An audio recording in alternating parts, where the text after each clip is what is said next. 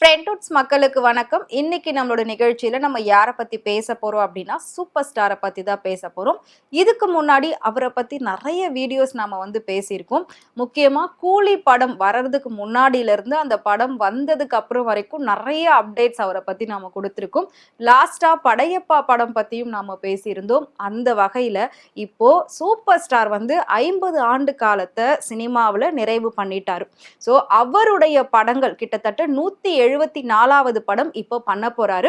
So 173 படங்கள் அவர் பண்ணியிருக்காரு. மிகப்பெரிய ஒரு விஷயம். 173 படமும் ஹீரோவா நடிக்கிறதுன்றது இந்த காலகட்டத்தில் மிகப்பெரிய ஒரு விஷயமா தான் பார்க்கப்படுது, பேசப்படுது. ஸோ இந்திய சினிமாவை தாண்டி உலக சினிமாவே திரும்பி பார்க்க வைக்கக்கூடிய ஒரே ஒரு நடிகர் அப்படின்னா அது நம்ம தமிழ்நாட்டில் இருக்கக்கூடிய சூப்பர் ஸ்டார் மட்டும்தான். ஏன்னா நம்ம ஆல்ரெடி ஒரு வீடியோ அவரை பத்தி போட்டிருந்தோம். இந்திய சினிமாவே அவரை பார்த்து தலைவணங்குது, அவருக்காக நிக்கிறாங்க அப்படின்னு சொல்லி. எல்லா ஆக்டருமே பாத்தீங்கன்னா, அதாவது ஒவ்வொரு லாங்குவேஜ்லயுமே இருக்கக்கூடிய ஒவ்வொரு ஹீரோக்கள், ஒவ்வொரு ஸ்டாருமே இவருக்காக இவரோட படத்துல நடிப்பாங்க. ஆனா இவரு இதுவரைக்கும் வேற யாருக்காகவும் அடுத்தவங்க படத்துல போயிட்டு ஒரு சின்ன கேமியோ ரோல் இந்த மாதிரி எல்லாம் பண்ணதே கிடையாது. ஸோ அந்த மாதிரி ஒரு மனிதர் அப்படின்னா, அதாவது நான் ஃபர்ஸ்ட் சொல்லிட்டேன், உலக சினிமாவே திரும்பி பார்க்கக்கூடிய ஒரே ஒரு நடிகர் அப்படின்னா அது நம்மளோட சூப்பர் ஸ்டார் மட்டும்தான். அதாவது அவர் நடிச்ச படங்கள்ல, அதாவது அவர் 80 காலகட்டத்தில இருந்து இப்ப வரைக்கும் நடிச்சிட்டு இருக்காரு.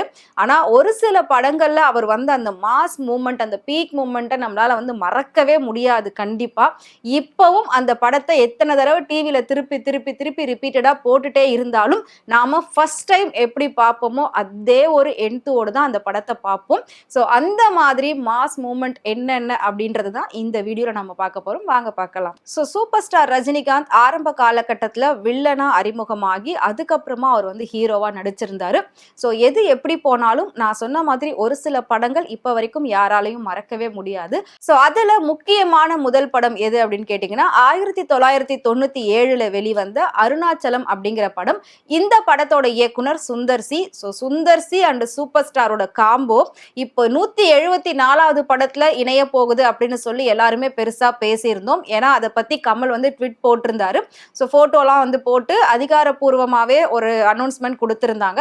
அதுக்கப்புறமா திடீர்னு அது ஒரு பிரச்சனையாகி அதுல இருந்து விலகிறதா சுந்தர் சி அனௌன்ஸ் பண்ணியிருந்தாரு. இது மிகப்பெரிய ஒரு பேசு பொருளாவுமே போச்சு போன வருஷத்துல. ஸோ ஃபர்ஸ்ட் இவங்க 2 பேர் இணைந்த ஒரு படம் அப்படின்னா இது அருணாச்சலம் படம் தான். அதாவது 30 நாள்ல 300 கோடி செலவு பண்ணோம் அப்படின்னா நமக்கு 3000 கோடி கிடைக்கும் அப்படின்ற மாதிரி ஒரு டைலாக் அதுல சொல்லியிருப்பாங்க.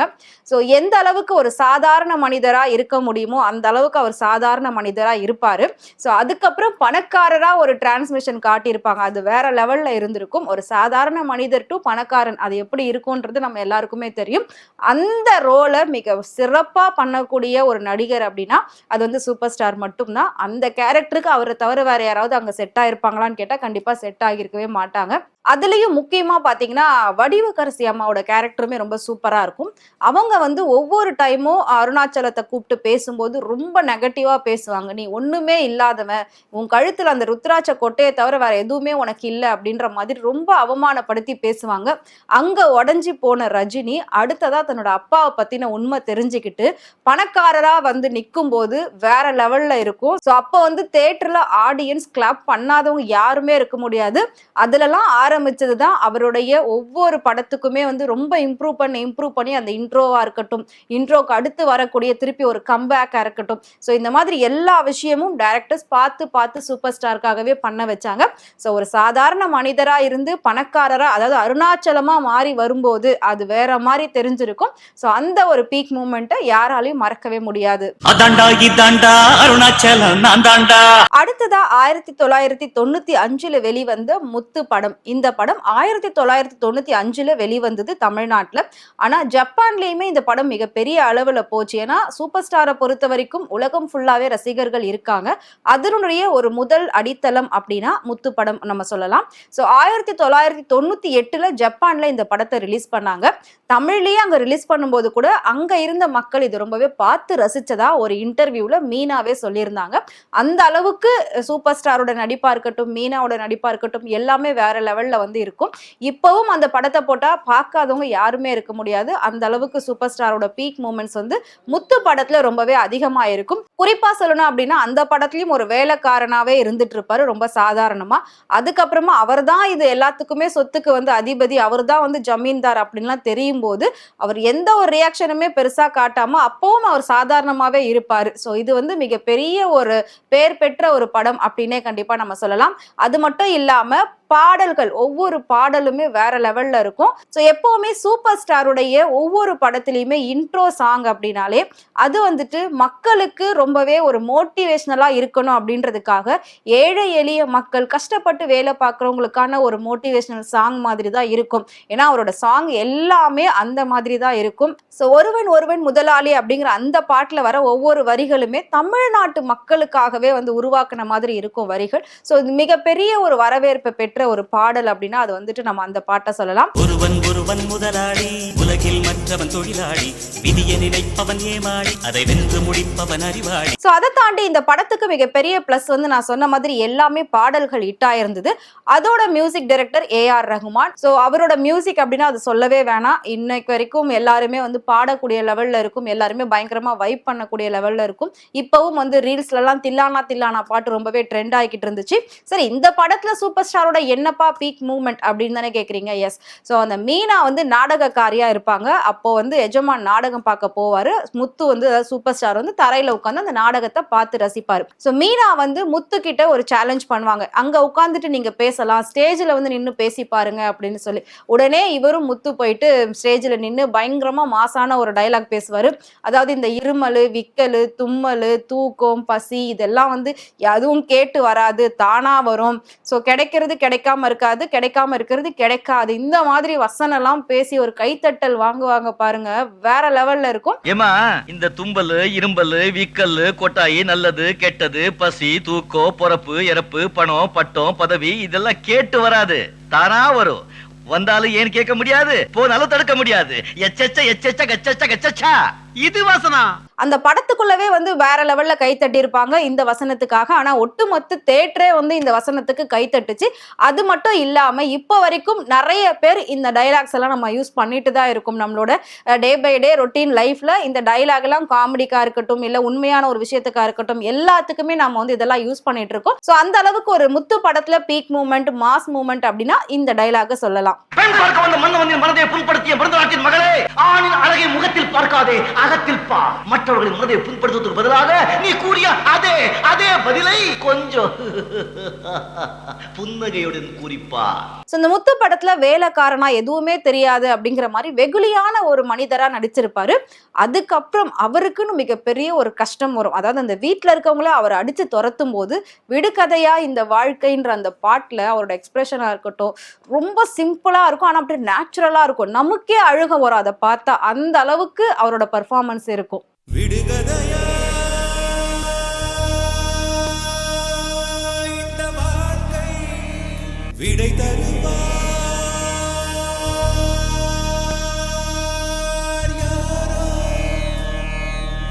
அடுத்ததா 1992 வெளிவந்த மன்னன் படம்.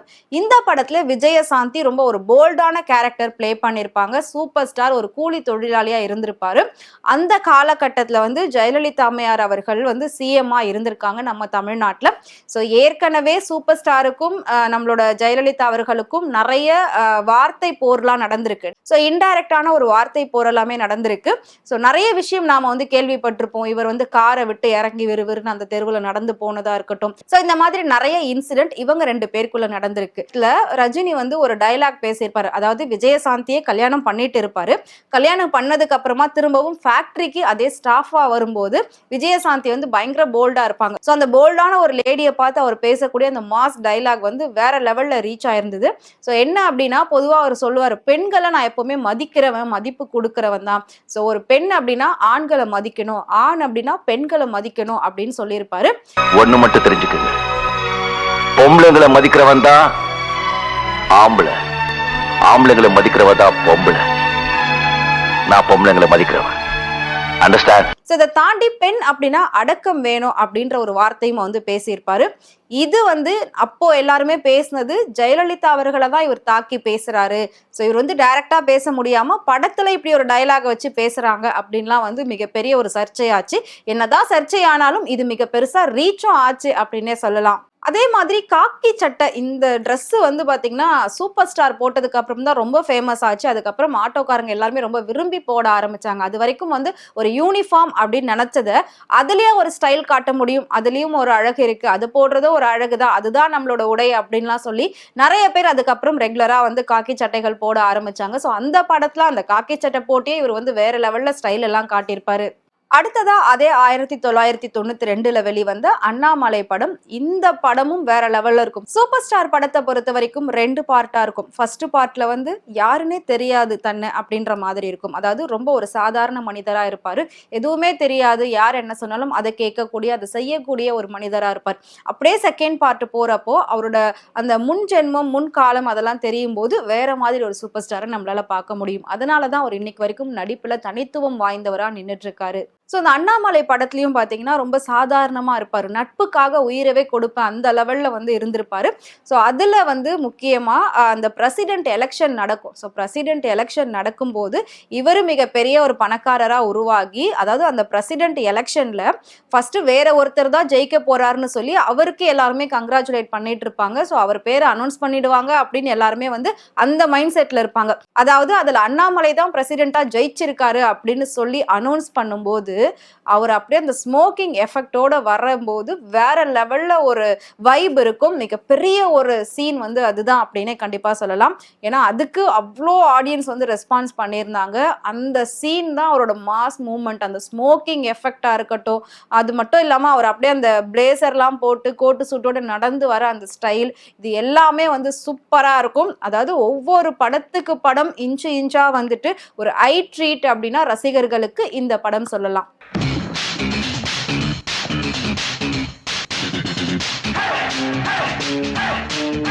நான் சொன்ன மாதிரி ஆரம்ப காலகட்டத்துல வில்லனா அறிமுகமாகி அதுக்கப்புறம் ஹீரோவா நடிக்க வந்திருந்தாரு. சோ திரும்பவும் புதுசா ஒண்ணு ட்ரை பண்ணணும் அப்படின்றதுக்காக வில்லனாவே ஏன் நடிக்க கூடாதுன்னு நிறைய யோசிச்சிருக்காங்க. இவ்வளவு நாள் ஹீரோவா நடிச்சிட்டு திரும்பவும் எப்படி வில்லனா நடிக்க முடியும் அப்படின்னுமே வந்து நினைச்சிருக்காங்க. சோ அதனால என்ன பண்ணிருக்காங்கன்னா 2010 வெளிவந்த எந்திரன் படம். சோ எந்திரன் படத்துல ஃபர்ஸ்ட் ஆஃப் வந்து ரோபோ, சிட்டி, அப்புறம் வசி, டாக்டர் இந்த மாதிரியான பேரெல்லாம் நம்ம கேள்விப்பட்டிருப்போம். இந்த கேரக்டர்ஸை நம்ம ரொம்ப பாசிட்டிவா பார்த்திருப்போம். அப்படியே ரோபோ 2.0 அதாவது சிட்டி 2.0ல ஒரு நெகட்டிவ் சூப்பர் ஸ்டாரை நம்ம பார்த்திருப்போம். ரொம்ப வருஷம் கழிச்சு நெகட்டிவான அதாவது வில்லன் ரோல் அப்படின்னே சொல்லலாம், அதை வந்து ரோபோ பேர்ல வச்சு பண்ணிட்டாங்க. ஸோ அவருடைய ஆசையும் அதுல நிறைவேறி இருந்தது. ஏன்னா அவருக்கும் வில்லன் கேரக்டர் பண்ணணும் அப்படின்றது மிகப்பெரிய ஒரு ஆசையா இருந்திருக்கு. இந்த படத்து மூலயமா அந்த ஆசையும் நிறைவேறி இருக்கு. ஸோ அந்த ரோபோவுடைய அந்த கேரக்டர் வந்து ஃபர்ஸ்ட் பாசிட்டிவா இருக்கும்போது ரொம்ப அழகா இருக்கும் பார்க்கவே, நமக்கே ஆசையா இருக்கும் நம்ம வீட்டுல எப்படி ஒரு ரோபோ இருக்கக்கூடாதா அப்படின்னு சொல்லி. அப்படியே நெகட்டிவ் கேரக்டர் வரும்போது அந்த ரோபோக்கும் காதல் வரும் அப்படின்றத வேற லெவல்ல அவர் வந்து பண்ணியிருப்பாரு.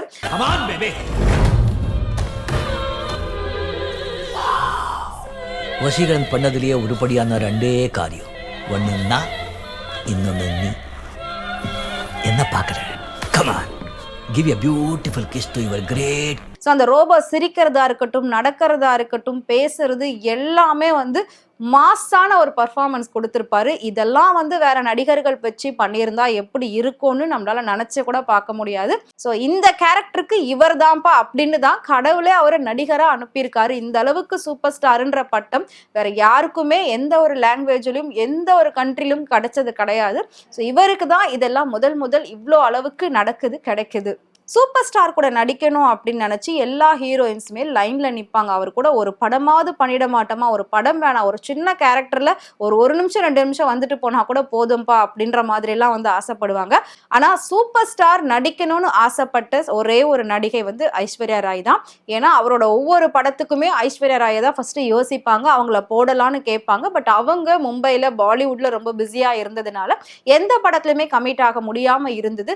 ஸோ ஃபைனலா படையப்பால பண்ணிடணும் அப்படின்னு சொல்லி ரொம்ப ட்ரை பண்ணியிருக்காங்க. அவங்களும் ஓகே சொல்லியிருக்காங்க. எப்படியோ அதுவும் வந்து நடக்காம போயிருக்கு. இது இவருக்கு மிகப்பெரிய ஒரு வருத்தமாவே இருந்திருக்கு. ஸோ அதுக்கப்புறம் தான் எந்திரன் படத்துக்கு ஐஸ்வர்யா ராயை புக் பண்ணியிருந்தாங்க. அடுத்ததா 2007 வெளிவந்த சிவாஜி படம். இந்த படம் மிகப்பெரிய அளவுல போகல, அதாவது 100 கோடி 200 கோடி எல்லாம் வசூல் பண்ணல. ஸோ இந்த படமும் மிகப்பெரிய ஒரு நல்ல படமா தான் அமைஞ்சது. ரசிகர்களுக்கு இது ஒரு நல்ல செய்தியை சொல்ற மாதிரி கூட இருந்தது அப்படின்னே கண்டிப்பா நம்ம வந்து எடுத்துக்கலாம். ஏன்னா அதுலயும் பாத்தீங்கன்னா ஃபர்ஸ்ட் ஒரு நார்மல் மனிதனா இருந்திருப்பாரு, ஒரு சாதாரண மனிதரா இருப்பாரு. சிவாஜி செத்து போயிட்டாரு அப்படின்ற மாதிரி தான் வந்து எல்லாருமே நம்ப வச்சிருப்பாங்க. உண்மையிலே சிவாஜி செத்துட்டாரா அப்படின்ற அந்த டயலாக் கூட இந்த படத்துல இருந்து தான் வந்து ஃபேமஸ் ஆச்சு அப்படின்னே நம்ம வந்து சொல்லலாம்.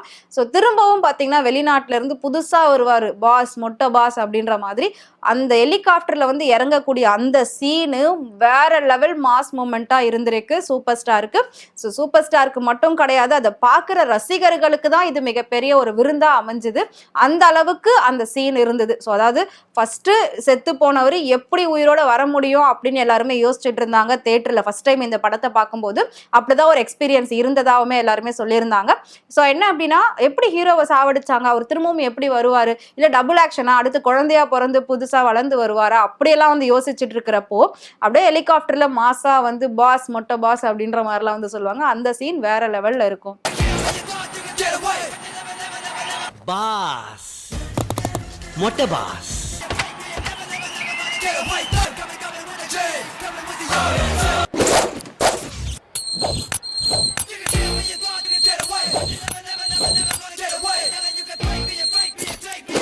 அதுக்கப்புறமா யாராலையும் மறக்க முடியாத படம் அப்படின்னா பாஷா படம். இப்பவும் அந்த படத்தை டிவியில போட்டாங்க அப்படின்னா எத்தனை தடவைனாலும் நம்ம வந்து சலிக்காம பார்த்துட்டே இருக்கலாம். இந்த படம் 1995 தான் வெளிவந்தது. இந்த படம் வரும்போது ஃபர்ஸ்ட் இது வந்து பெரிய அளவுக்கு மக்களுக்கு புரியல. ஆனா இந்த படம் வந்து கொஞ்சம் எல்லாரும் பார்க்க ஆரம்பிச்சதுக்கு அப்புறமா வேற லெவல்ல வந்து பாஷாலாம் போயிருந்தது.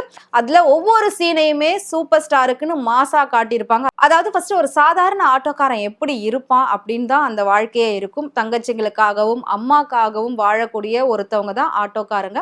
ஸோ அந்த மாதிரியான ஒரு ரோல் வந்து இவர் பண்ணியிருப்பாரு. அதுல வந்து 3 தங்கச்சிங்களுடைய வாழ்க்கையை ஃபர்ஸ்ட் நல்லபடியா பார்த்துக்கணும், தம்பியை வந்து ஒரு நல்ல கரம் சேர்க்கணும், அம்மாவை நல்லா பார்த்துக்கணும் அப்படின்ற மாதிரி ஒரு பையனா தான் இருந்திருப்பாரு. அவருக்கு என்ன கஷ்டம் வந்தாலும் அதெல்லாம் பெருசா எடுத்துக்காம குடும்பத்துக்காகவே உழைக்கக்கூடிய ஒரு மனிதரா அந்த படத்துல வந்து ஃபர்ஸ்ட் ஹாஃப்ல அவர் இருப்பாரு. முக்கியமா எல்லாரையும் அழ வச்ச ஒரு சீன் அப்படின்னா, ஆனந்த் ராஜ் வந்து அந்த கம்பத்துல கட்டி போட்டு அடிப்பாரு. அப்படி அடிக்கும் போது கூட சிரிச்சுக்கிட்டே வந்து வாங்குவாரு.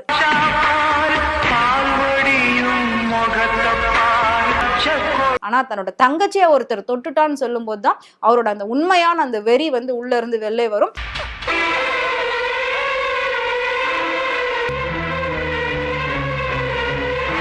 சோ அப்ப வரக்கூடிய அந்த ஃபைட் சீன் வேற லெவல்ல வச்சிருப்பாங்க.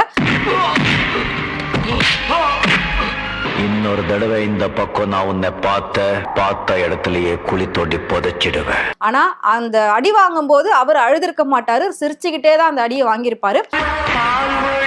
ஆனா அவர் அடி வாங்கினதை பார்த்து தியேட்டர்ல இருந்த ஒட்டுமொத்த ஆடியன்ஸே அழுததா உண்மையான ஒரு நியூஸும் இருக்கு. அவர் அடிக்கிற அந்த அடியை பார்த்து எல்லாருமே மிரண்டு போவாங்க, ஒரு சாதாரண ஆளால இப்படி அடிக்கவே முடியாதே அப்படின்னு சொல்லி. அப்போ அவரோட கண்ணுக்கு ஒரு க்ளோஸ்ல ஷாட் வச்சு காமிச்சிருப்பாங்க, வேற லெவல்ல இருக்கும்.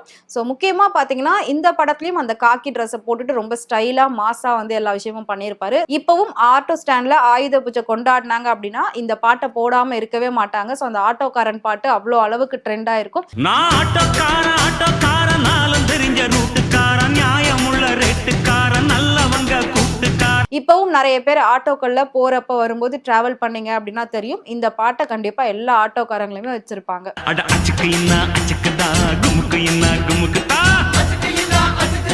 முக்கியமா இந்த படத்தோட இன்னொரு பிளஸ் என்ன அப்படின்னு கேட்டீங்கன்னா, தேவாவுடைய பிஜிஎம் தான். ஏன்னா இந்த பிஜிஎம் ரீசெண்டா ஒரு கான்சர்ட்ல தேவா அவர்கள் வந்து லைவா பண்ணி காமிச்சாங்க. அந்த பாஷா அப்படின்னு சொல்லி நடந்து வருவாங்க இல்லையா,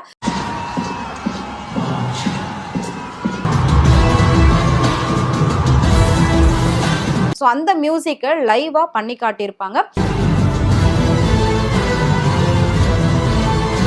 ஸோ இந்த படத்துல அந்த பிஜிஎம் அப்படிங்கிறது ரொம்பவே பிளஸ்ஸா அமைஞ்சுது. ஸோ இவ்வளோ படத்துல சூப்பர் ஸ்டாருடைய மாஸ் மூமெண்ட்டை பார்த்தோம். ஃபைனலா நம்ம பார்க்க போறது ரீசெண்டா ரீரிலீஸ் ஆன படையப்பா படத்தை பத்தி தான். ஸோ அந்த படம் தான் வேற லெவல்ல இப்போ போச்சு. கில்லி ரீரிலீஸ்க்கு அப்புறமா வசூல் சாதனை படைச்சது கில்லி மட்டும்தான் அப்படின்னு சொன்னாங்க. படையப்பா வந்து ரீரிலீஸ் ஆனதுக்கு அப்புறமா அதை அப்படியே தூக்கி சாப்பிட்டுருச்சு. ஸோ படையப்பாவும் மிகப்பெரிய ஒரு வரவேற்பை பெற்ற ஒரு படம் தான். அது அப்பவா இருக்கட்டும் இல்லை இப்பவா இருக்கட்டும். ஸோ படையப்பா ரீரிலீஸ்க்கு முன்னாடி சூப்பர் ஸ்டார் ஒரு வீடியோ போட்டிருந்தாரு. அந்த படம் எப்படி உருவாச்சு, அதுல எப்படி ஒவ்வொரு டைலாகும் வந்து எழுதணும், எப்படி அந்த சீனை எடுத்தோம், ஃபர்ஸ்ட் அந்த படத்துல ஐஸ்வர்யா ராய் தான் போடுறதா இருந்துச்சு அப்படின்ற விஷயத்த கூட அவர் தான் ரீசெண்டா வந்து சொல்லியிருந்தாரு. அதுக்கப்புறம் தான் அது எல்லாருக்குமே தெரிய வந்தது. அந்த அளவுக்கு அவர் ஒவ்வொரு விஷயத்தையும் அந்த படத்தை பத்தி சொல்லிட்டு தான் அந்த படத்தை ரீரிலீஸ் பண்ணாங்க. அதனாலேயே மக்களுக்கு அந்த படத்தை மறுபடியும் பார்க்கணும்ன்ற ஆர்வத்தை மிகப்பெரிய அளவுல ஏற்படுத்திட்டாரு சூப்பர் ஸ்டார் அப்படின்னு தான் சொல்லலாம். ஸோ கண்டிப்பா அதுதான் உண்மையும் கூட. அதனாலதான் எல்லாருமே மறுபடியும் போயிட்டு அதை பார்க்க ஆரம்பிச்சாங்க. அந்த அளவுக்கு அந்த படம் வந்து ஓடுனதுக்கு அவர் போட்ட அந்த ஒரு வீடியோ தான் மிகப்பெரிய காரணம். ஸோ படையப்பா படத்துல ஒவ்வொரு சீனுமே மாஸ் மூமெண்டா தான் இருக்கும். ஒவ்வொரு டைலாகுமே வேற லெவல்ல இருந்திருக்கும். அதுல குறிப்பா சொல்லணும் அப்படின்னா அந்த 18 வருஷத்துக்கு அப்புறமா நீலாம்பரி படையப்பாவை மீட் பண்ணணும்னு வரும்போது எதுவுமே சேர் எல்லாம் இல்லாம அவங்களுக்கு மட்டும் ஒரே ஒரு சேர் போட்டு கால் மேல கால் போட்டு உட்கார்ந்து படையப்பா கிட்ட நான் பேசணும் அப்படின்னு சொல்லுவாங்க. ஸோ அதே மாதிரியே வந்து பண்ணியிருப்பாங்க. அப்படியே மாசா வந்த நம்ம தலைவர் என்ன பண்ணுவாரு அப்படின்னா அந்த ஷாலை எடுத்து போட்டு ஊஞ்சலை இழுத்து அதுல உட்காருவாரு. அந்த சீன் ஒண்ணு வேற லெவல்ல இருந்திருக்கும்.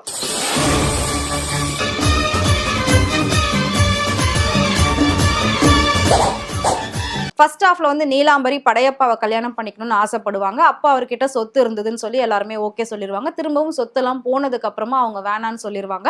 அந்த நிச்சயதார்த்தத்தை நிறுத்திடுவாங்க. திரும்பவும் ராதா ரவி வந்துட்டு லக்ஷ்மி காலில் விழுந்து நீ தான் என் பொண்ணு கல்யாணம் பண்ணி வைக்கணும் எப்படியாவது அப்படின்லாம் சொல்லவுன்னா அவரும் அம்மாவோட பேச்சுக்கு கட்டுப்பட்டு சரின்னு சொல்லுவார்.